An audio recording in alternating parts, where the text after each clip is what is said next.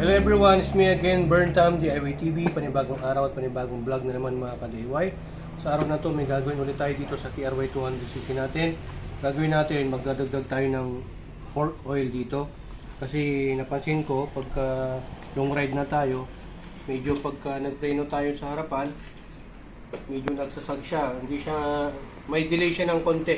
Hindi agad bumabalik yung bounce niya. So ayan, bago natin tuloy yung video, huwag natin kalimutan. Shoutout natin, Anlos Vlog, pag-subscribe sa YouTube channel at Facebook page niya, pakipalo na rin po.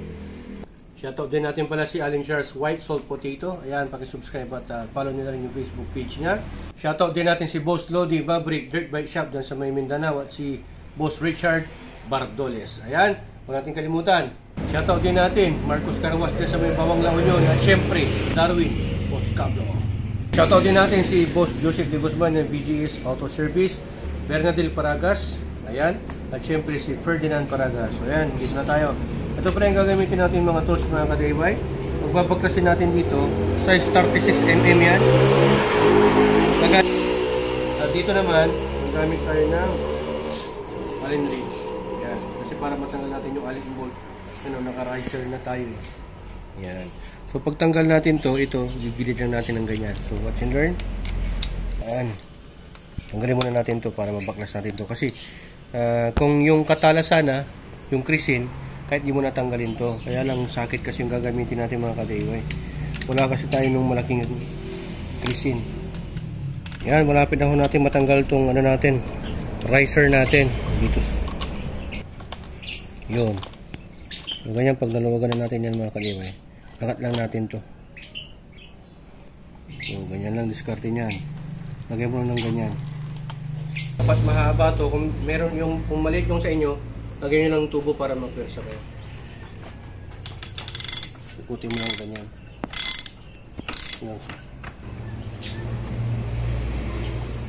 So, kaya pagka nabuksan nyo na ito mga ka-DIY, baba nyo lang ng konti. Konti lang, ganyan. Tapos dito na natin ilalagay yung fork oil. Ito natin na oil mga ka-DIY. Yan.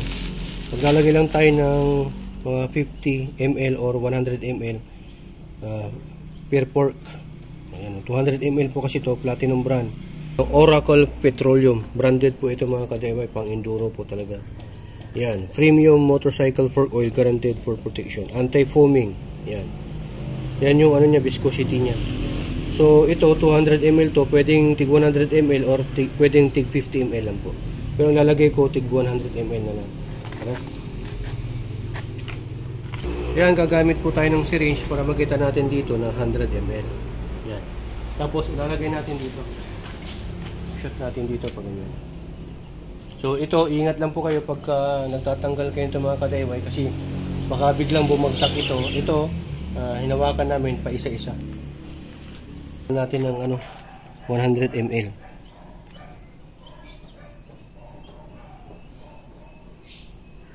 Oh, yun, di ba? Yan, 100 na. Tama. Yun ilalagay natin. Dapat may ganyan kayo mga ka-DIY. Tapos shoot natin dito. Yan, saglit lang din. Tapos lagay nyo lang.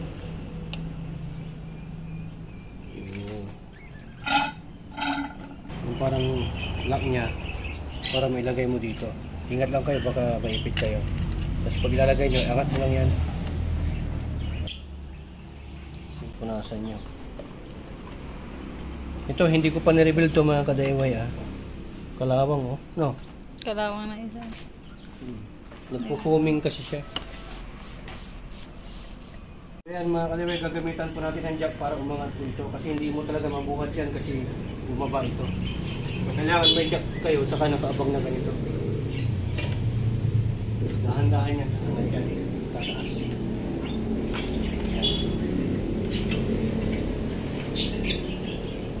Yan, so pag nakaangat na siya, tingnan mo, pagkatama. Yan o.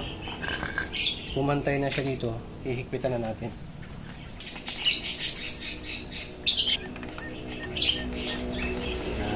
Make sure na nakatapat maigi para hindi malustrid. Isa naman. Yan. Huwag kayo matakot kasi iba to sa mga ibang ano, inverted po kasi to. Upside down.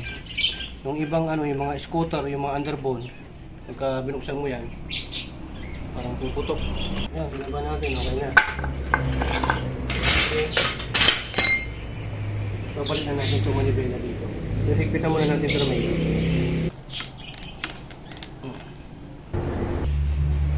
yan. So ano mga ka-DIY, dalawa ho ang option or tatlo po ang option na kung pwedeng gawin nyo na mag-refill dito o mag-add ng fork oil.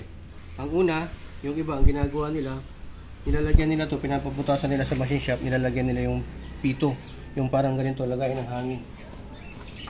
Ito, papabutas nila dito sa machine shop, tapos may takip yon kung saan pwede ka na mag-air bleed doon. Pwede kang mag-bleed ng air na kung saan para mailabas mo yung air. At pwede na rin na doon ka na rin pagtatanggalin mo yun ng buo, may butas na yan, so doon ka na magre-refill ng oil. Ang gamit mo na lang yung syringe. Okay, kunin mo yung syringe. Tinanggal mo na yon yung parang ano ng pito, yung bulb, air bulb. Tapos may butas na yan. So ganyan mo lang yan. Hindi mo na, no need na tanggalin na tong ano. Ngayon, wala tayo ng ganun. Ang pangalawang option ninyo, yung ginawa natin, binaba natin to gamit yung jack. Para mas malinisan na rin natin yung tube, inner tube. So, yung pangatlo, ito. Yung jack, ang gawin niyo individual. Huwag niyong pagsasabayin na babaklasin to o luluwagan. Ito na muna mauna. Pagka maluwag na yan, hindi mo talaga matatanggal yan. Ang gagawin mo, ito, pakita mo. Igalaw-galaw mo to. Yan, dahan-dahan lang. Yun, baba mo yan. So, pag naibaba mo na, dito ka maglalagay mga ka-DIY. Yan, yan. Angat mo to, hanapin mo itong butas dito. Ito, yan. Tapos, iganon mo lang. Tanggalin mo to. O, pwede mo nang mailagay yung oil dyan. Diba? Na hindi siya bumababa to. Kasi mamaya, pag pinagsabay nyo to, na niluwagan, babagsak po yan mga ka-DIY kasi mabigat po. Makina. Kung na lang siya, pwede mo na siyang malagyan ng oil dito. Nang pagkatapos mo, balik mo na lang ito. Taas mo lang, lagay mo lang yan. Simple as that. Okay? So, pagka sasarado nyo naman, taas mo lang to mga ka-DIY. Angat mo lang to. Yan, taas mo lang, buhatin mo siyang ganyan. Dapat naka-side stand ka. Angat mo lang, angat mo. Tapos pag okay na, saka mo na siya ibalik. Ganun lang. Tapos pag okay na yan, higpitan mo na yan. Tapos higpitan mo na maigi yan. Tapos saka mo lang ito buksan. Pag okay na yan, saka mo na ilalagay ito. Sabi yan yan.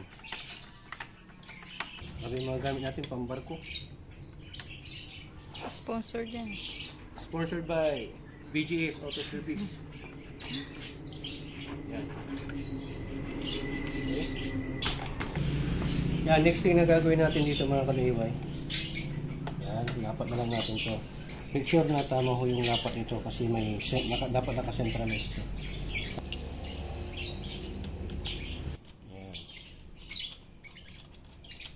Maganda bago kayo maghigpit, angkasan ninyo para kung saan yung pinaka-komportable ninyo mga ka-DIY. So yan mga ka-DIY, hihigpitan na po natin to. Yung Manubela. make sure na mahigpit po ito mga ka-DIY para hindi yung pumalas at lumuwag-luwag. Tapos final ano natin, check natin yung damping niya, yung rebound niya, kung okay na. Yan. Ganda ngayon, no? Wala na siyang delay, very responsive. Kasi yan, pag ganda mo, tagal bumalik. Talagang nakadapa. Ayun, pagka-play mo, bumabalik siya sa agad, oh. Ganda, oh. Ayos. Okay na siya. So, ganun lang po ka-DIY yung kung paano kung mag-refill dito, mag-add ng fork oil. Gawin nyo 50 ml lang muna, bawat isa. Pero kung gusto nyo ng 100 ml bawat isa, okay lang din. Huwag lang yung masyadong madami. Dapat mag-start kayo sa pakunti-kunti. Tapos pagka hindi pa kayo satisfied doon sa outcome, pwede nyo pang dagdagan. Pero yung nag-advise sa akin kasi nito, yung sukat ng oil na nilagay ko, si Boss Lodi Maverick Dirt Bike Shop, tapos si Boss Richard Bardoles. Sila yung ibang ano natin, master natin yung nag-guide ko sa akin. Pinagbago po niya, dati po kasi pagka nasa trail tayo, river cruising, pag may angkas tayo mabigat, may kabigatan, pagka sudden brake ka sa front brake mo, talagang dadapa yan. Tapos mabagal siyang mag-bounce or bumalik, may delay po siya. Pansamantalang solusyon, pero mas maganda ang ma-rebuild nyo kay Boss Richard Bardoles kung dyan kayo sa Visayas sa Mindanao. Kung sa Luzon naman, kung wala, may kakilala kayo dito, okay lang, para hindi na kayo malayuan. Pero mas maganda kay recommended ko kay Boss Richard Bardoles dyan sa may Sultan Kudarat sa dinner shipping, pwede naman yan. So yan, ititesting ko na lang to, iro-rolling natin, mag-ride tayo para mas maganda yung check ko yung magandang outcome niya. Pero sa ngayon, kung nagustuhan nyo itong video na to, huwag nyo kalimutan na i-share at i-follow yung Facebook page natin. At syempre, pakilike na rin at subscribe yung YouTube channel natin mga ka-DIY. Sa HPT, natuto ka na, nakatipid ka pa dahil sa HPT, sharing is caring. Ingat lang po kayo sa pag-DIY. Remind ko lang po, pag gagawin nyo po ito, huwag nyo pong babaklasin na sabay kasi biglang babagsak po yan. Gamit po kayo ng gloves. Tapos, ang unahin nyo, ang pinakamaganda para safe po kayo, isa lang muna ang buksan ninyo. Pero kung gusto nyo pong sabay, mas maganda may jack po kayo yung gamit natin. Pakita mo. Yan. Ang ginawa kasi namin dito, pinagsabay na ho natin kasi mayroon namang nakapatong dyan. Tapos dahan-dahan namin binaba yung jack. Para na sa ganun, malinisan at ma-check ko na rin yung inner tube niya. Pero ang unang ginawa ko, ito yung isa na lang muna. Tapos pinasinabay namin na binaba. Sinadya talaga namin binaba. Pero wag nyo pong gagawin yun pag wala hong nakapatong dyan or naka-stand or jack. Kasi bigla akong babagsak yung mga ka-DIY kasi sa sobrang bigat nito. Ingat po kayo, dapat may kasama po kayo. Okay? So lamang ang may alam, sharing is caring, huwag natin kalimutan. Videographer natin, Anil's Vlog. Maraming salamat, to God be the glory and burn time. Sa inyo.